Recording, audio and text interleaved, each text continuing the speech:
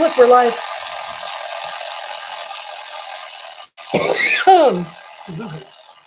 Thank you. One appreciate it. Is it straight up 9? No, we got a minute. Oh, okay. Welcome, good people. Let's orbit for a minute. It'll orbit. I'll cough. There may be a sneeze coming right up. You never know what's going to happen. I can think of something that hasn't happened in a while. Because it's too short and we can't see them anymore.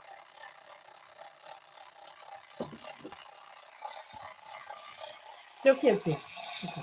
Oh, you're right. Teresa attempts to display the Dalek, which is terrifying. We know. Okay. Oh, goodness. Yes, well, they did really get going there, didn't he? As Daleks are wont to do. I think it's when his little tracks get. He has a motion sensor. He knows when he's getting close to an edge. And that's when he says exterminate? Yes, when I flipped him over, I think he thought there was an edge a coming. The best exterminator. Yes, well. Good morning. Here we are. Come on. Good morning. Okay, yes, it is now 9 o'clock. Come on. And, yes. Over into the frame. Yes. Hi. I'm Teresa Mitchell, and this is Ani. You're rolling over the cord of the Raven. computer, though. Well, you want me to get closer? I know, but you're stepping up. Look, it's the cord. Okay. It's not a great setup. It's not really a great setup, but we have it. It's our setup. Yeah, I have to get my teleprompter over here. So should we get started? Let's get started. Look, people are here. It's 9. Let's do this thing. All right. This is called This Is Now Bridge to a Better World. And I'm going to get my teleprompter. By teleprompter, I mean what I'm using in place of the papers I would prefer to print out. Anyway, happy federal indictments. Yesterday, Trump got his Jack Smith federal indictment. Bonesaw bin Salman bought the Professional Golf Association.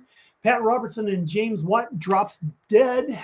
The Ukrainians started their counteroffensive, which apparently did well in some places and stumbled in others, but at least they're able to push back. I guess that's good, in the context of a horrible, bloody war. The Supreme Court actually ruled in favor of the Voting Rights Act, and a high-level whistleblower says he knows about UFOs.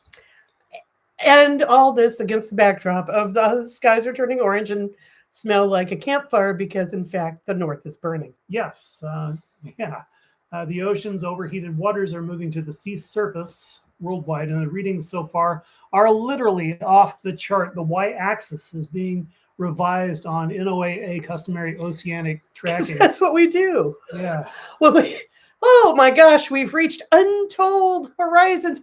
We'll just change the axis. It changes things. I think it's changed things right here. Axes. There's so much, axes. Axes. Anyway, carry on. The computer models, they're so far off right now that Portland's daily forecasts, are being revised on the fly several times per day, apparently. So naturally, we want to talk about all this. And we're so glad that y'all can join us. I see Jabara and Kitty and John. Good to see you. You always remind me of Miss Pat from Romper Room when you do that. Oh, really? And in my magic ball, I see Johnny and Robbie and Tina. Good morning.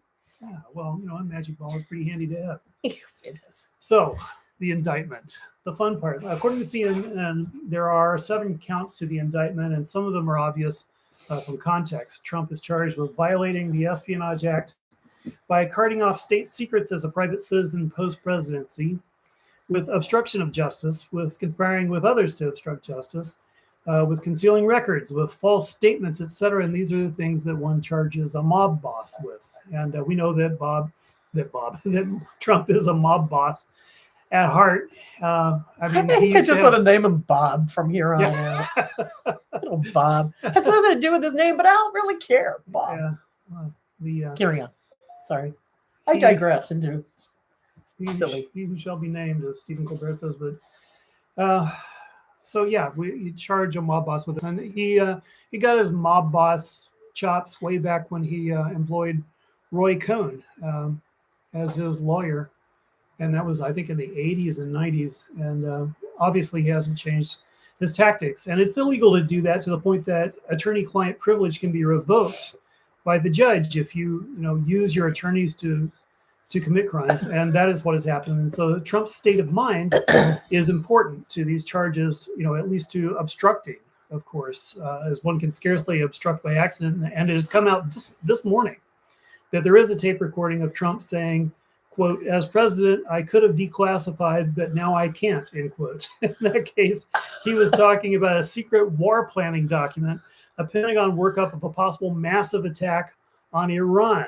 And he said things like, secret, this is secret information. Look at this. This was done by the military and given to me. And you can imagine the sort of chest spasms that this creates in his team of bickering attorneys. So he's going to court in Miami Tuesday, and the Republican news media industry is cranking up and amplifying the outrage and distraction on the right. And this comes in the context of, as we've been saying for many, many months now, a dangerous escalation of rhetoric by the right, and by apparently a decision by many on the right that democracy is just not going to do it.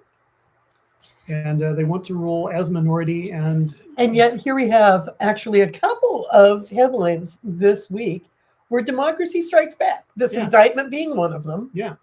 And another one is the Supreme Court decision. So, at this moment, I'm going to say, we're in, the serious democracy strikes back phase. And I'm here for it. Yeah. I mean, and the Supreme Court it really surprised me that they did not, further slap down the Voting Rights Act. Basically, what they did was they said that gerrymandering by one of the southern states, was it Alabama, was so extreme. Here I couldn't be tolerated. You have the details. Yeah, okay. If you're finished with the go for that. All right. Well, actually, it was a really surprising decision that came down yesterday. It was a 5-4 decision, wherein the Supreme Court rejected a racially gerrymandered voting map in Alabama, upholding a key plank of the Voting Rights Act that the conservative majority has spent years whittling away. This news comes from Democracy Now!, fairly much straight from Democracy Now! I am absolutely chuffed to say that there was a significant decision in terms of fighting minority rule from the Supreme Court, and knocked me over with a feather. I just didn't think that we would see that. So it is a surprise decision. It's a very welcome decision. And surprisingly, Chief Justice John Roberts, who in his prior work really was never a big fan of the Voting Rights Act, and Justice Brett Kavanaugh, who figure, actually sided with the 3 liberal justices in finding that Alabama's Republican-drawn congressional districts unlawfully disadvantaged Black voters by diluting their voting power. It's a violation of Section 2 of the Voting Rights Act, banning voting practices that discriminate based on race or color. Chief Justice Roberts and Justice Brett Kavanaugh sided with the court's liberal justice in striking down that Alabama districting. Plaintiffs argued that the map packed and cracked voters in Alabama's so-called black belt districts by crowding them into by crowding many of them into a single district and dispersing the rest into several other districts. The result was, despite the state having a Black population greater than 25%, just one of its 7 congressional districts was minority majority. The court ordered Alabama's legislature to redraw the map so there will be 2 districts. Meanwhile, Justice Clarence Thomas wrote a 48-page scathing dissent and called the case yet another installment in the disastrous misadventure of this court's voting rights jurisprudence. As I think that's more work than he's done in 20 years. Excuse me. Carry on. Well, this is the context that the indictments are coming down in. And to add more context, I got this sentence from Raw Story, which is making they make bank on criticizing Trump. They say Trump has now been indicted in the end. I mean, sort of a summary here. In over 30 charges in New York State, 7 federal charges. He's been impeached twice. He was held liable and concluded sexually abused E. Jean Carroll, and he's been accused of sexual assault or sexual harassment by 24 other women. That's the quote from Raw Story. And this is, I want to point out, this is the Law and Order Party's main candidate. This is their front runner. Mob boss, sexual assaulter, defamer, and other charges racking up. And Trump has, rather strategically already said that he is running for president. And other countries find it ridiculous that we spend so much of our time with presidential horse races. And it's much more than a year to the next election. The Republican Party hasn't even held its primaries, much less selected a candidate. So he can say he's running for president, but he's certainly not officially the presidential candidate of any party. Nevertheless, this is the frame that, and I think this is important because of the level of rhetoric and the violence that has already been expressed by various stochastic terrorists with machine guns across the country. This is how fraught things are getting. Jim Socks Jordan and other Republican saints are in high moral dudgeon saying that Biden is directly attacking Trump just to mess up the Four Lambs presidential run. And of course, Biden is and has been out of the loop, unless you want to say that Merrick Garland is mind controlled by old man Joe. Facts really don't matter. Right. Well, and honestly, they want it both ways. They want to talk about Biden is ineffective, senile, weak, just doesn't know his head from a hole in the ground, we'll say. And yet he's the mastermind of all of these campaigns to disadvantage Trump and to target Trump and to pull the levers of, somehow or another misrule. Yeah. All at the same time. Double think is thick with this crowd. I mean, transgender women are weak, broken men who, can't help themselves. And they're also, bringing the nation to its knees. It's amazing how we can do that. Anyway, I'll give you some of the headlines on the right-wing media, just so you can know where they're at. Fox News headline earlier this morning was, there does seem to be, it's a quote from Elon Musk. Huge banner headline on the Fox News site quoting Musk saying, there does seem to be far higher interest in pursuing Trump compared to other people in politics.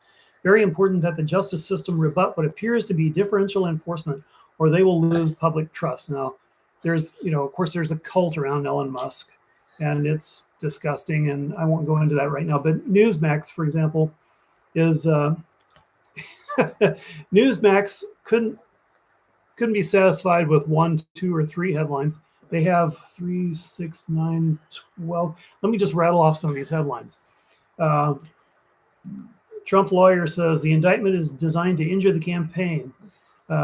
Whitaker to Newsmax, Attorney General Garland weaponized the Department of Justice against Trump. Lawyer Trusty, Trump factually innocent. Representative Gates, Trump charges are severe election interference. Trump team, Smith has history of targeting conservatives.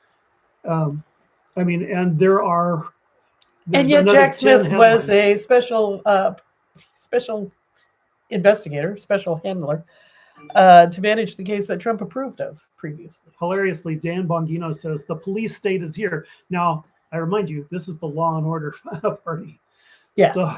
So this is the Law and Order Party coming to rush to the defense of somebody who's been indicted with some pretty serious evidence there that we've heard from his own tapes.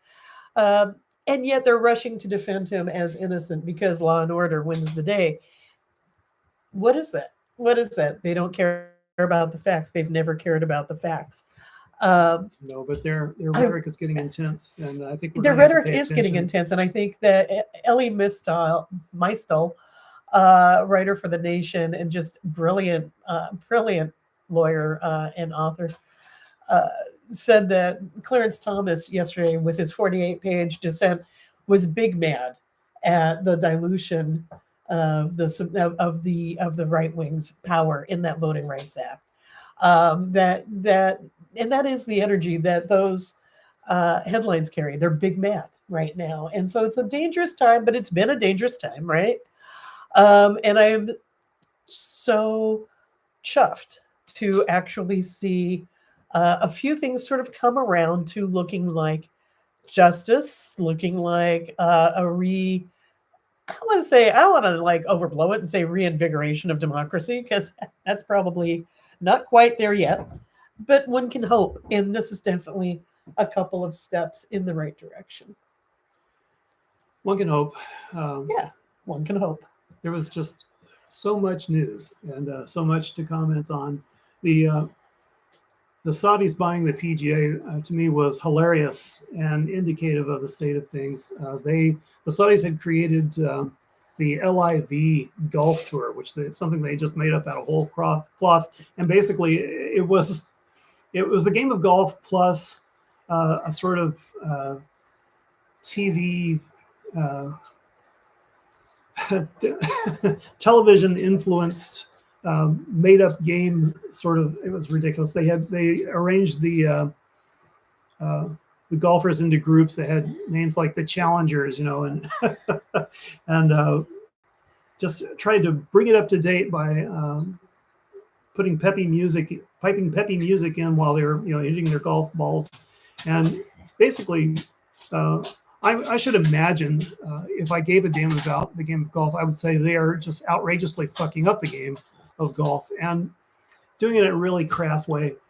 That's fine with me. I hate golf. I mean, golf. I was going to say, golf courses are one of the biggest sources of urban and near urban riparian pollution, and they dump all kinds of pesticides and fertilizer into streams.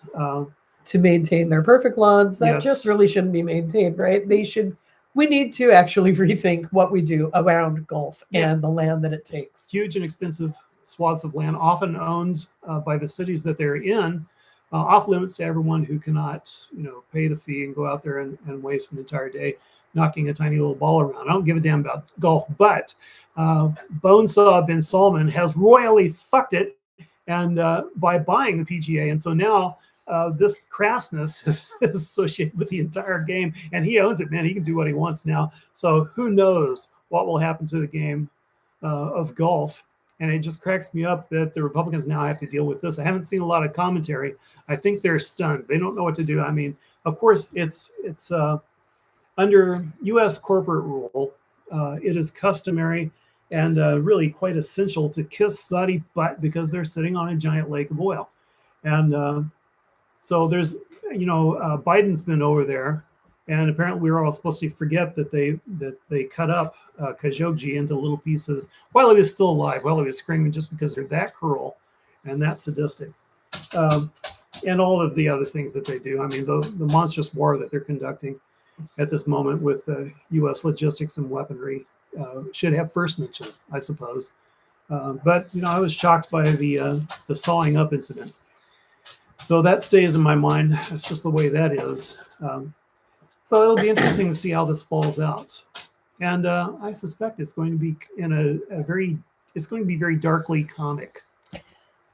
Yeah. What's not comic, of course, is the human rights abuses of the Saudi regime. Yeah, and I was about to pivot to the climate situation with the overturning of the ocean waters and the burning of Canadian forests, to the extent that I read that in New York the particulates were 800 parts per million at some point, which was double what Portland's was at its worst in 2020 when we had all the 2020 smoke. was very, very bad.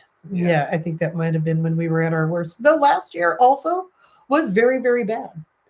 We have had very, very bad spots. Yeah, the fires also go off the charts. I mean, we're having so many more fires because we're in the thick of it now. This is that's climate disaster. That's it. And so I was saying to Teresa just yesterday, I remember being a kid and there wasn't a wildfire season, right? There wasn't a season where we all sort of thought about, okay, which way is the smoke going to blow? And really, that wasn't a thing until about 6 years ago in 2017, when we saw the sky turn orange over Portland and that strange red marble of sun.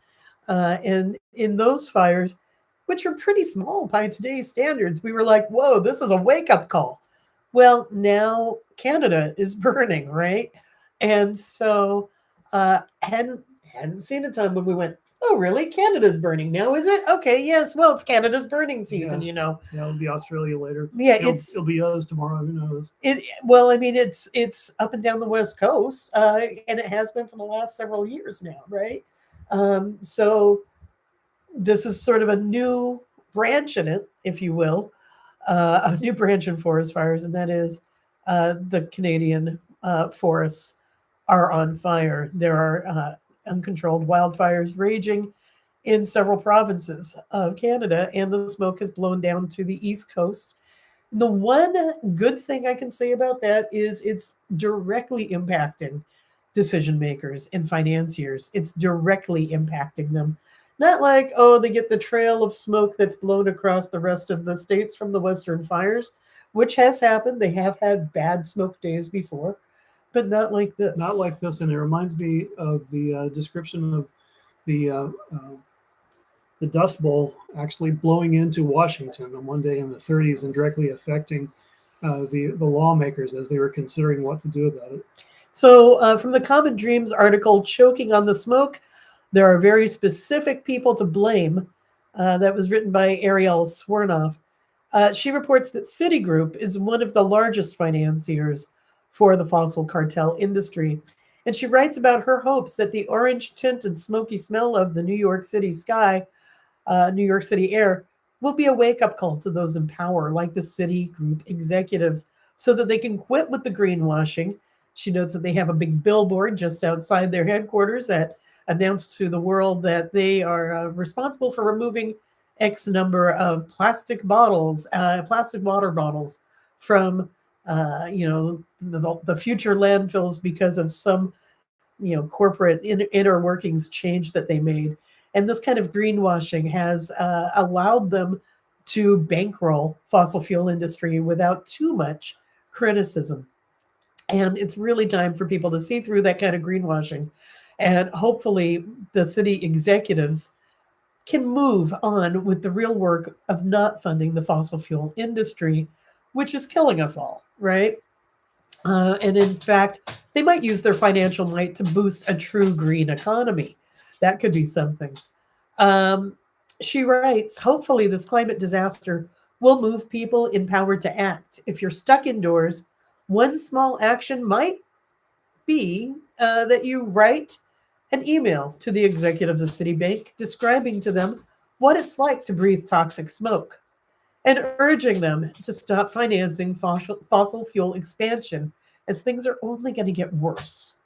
This, to paraphrase somebody else in the climate catastrophe movement here, this is the best weather we're going to have going forward, because things only get worse as the cycles continue to worsen, as we continue to add to the effects.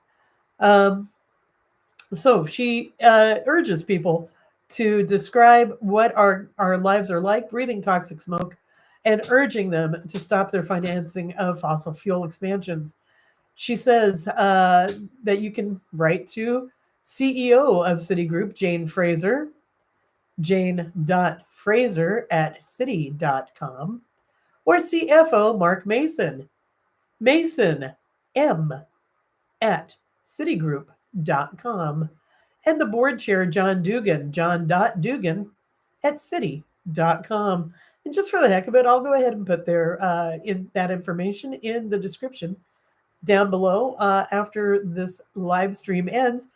So if you have any time on your hands, you can write to these people and urge them to do the right thing and quit financing our deaths, quit financing the death of our planet, and actually start being responsible corporate citizens. I know that seems a little far-fetched, but to talk to them about stopping the destruction of our planet. And we'll deal with the rest of it after we quit choking on wildfire smoke.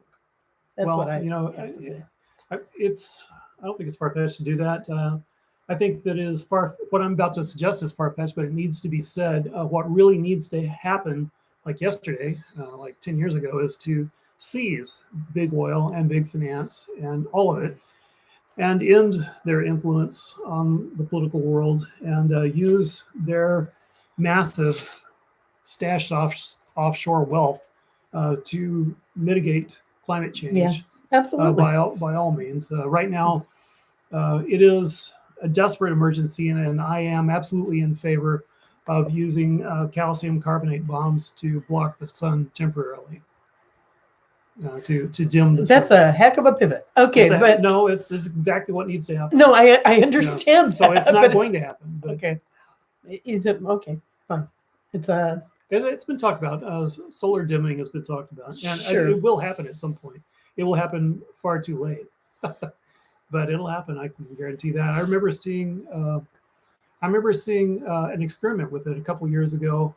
Just watching it, I saw a lot of contrails come up in the sky on a hot Portland day in the summer, and I started wondering, are those contrails deliberate because they were too low and they were off the airport's what do you call it, the track to the airport?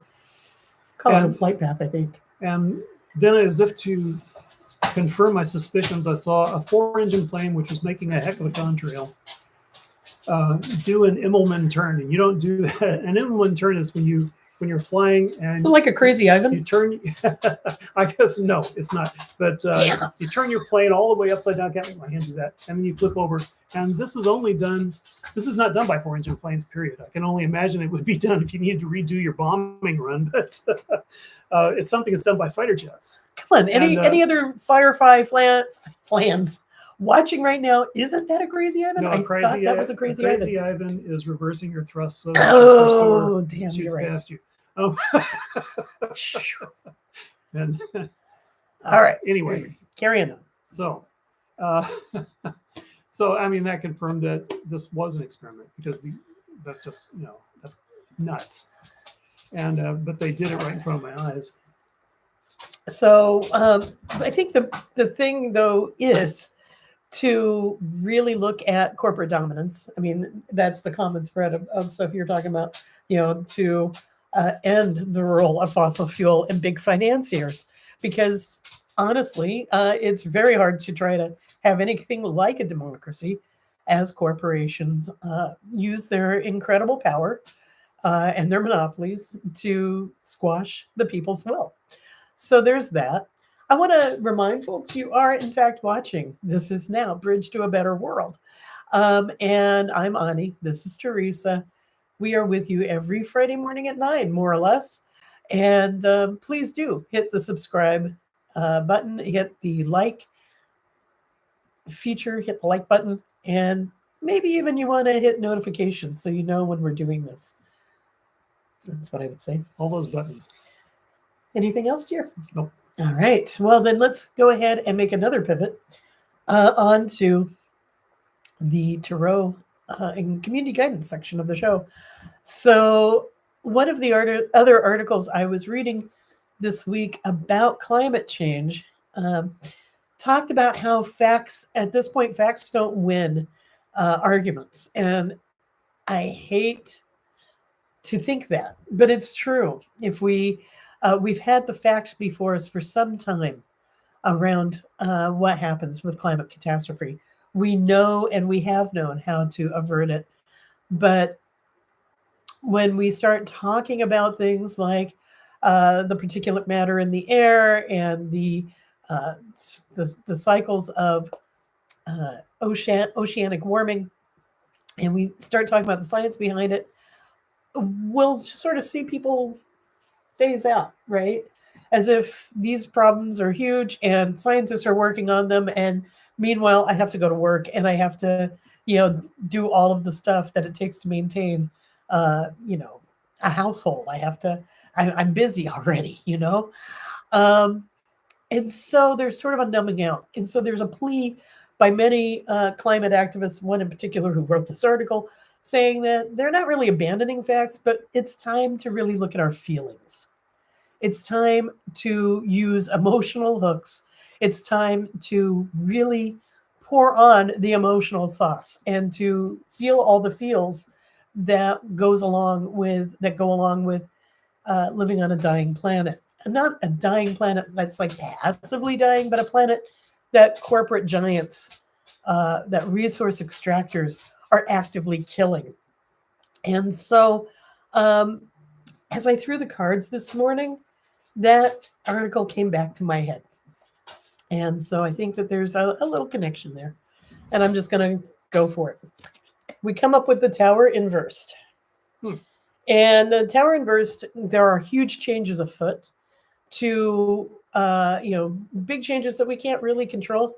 And to try to resist them, to try to avoid them, doesn't really work. So, how can we craft it? How can we work to be flexible? The key of the inverse tower is flexibility, to watch where the bricks are falling and to sidestep them as quickly and as deftly as possible. We have the Nine of Cups.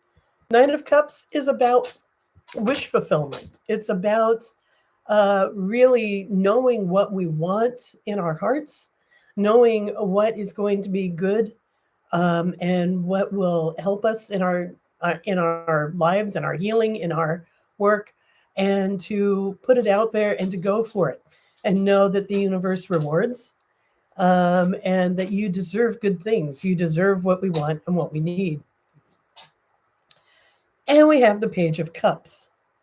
And the Page of Cups, again, we've had the Page of Cups before recently. The Page of Cups talks about leading with your emotional self, being playful, not forgetting to play, knowing that even in the face of big changes that can seem overwhelming, it's important to maintain a strong connection to your emotions, to have your heart open, and to remain playful and buoyant.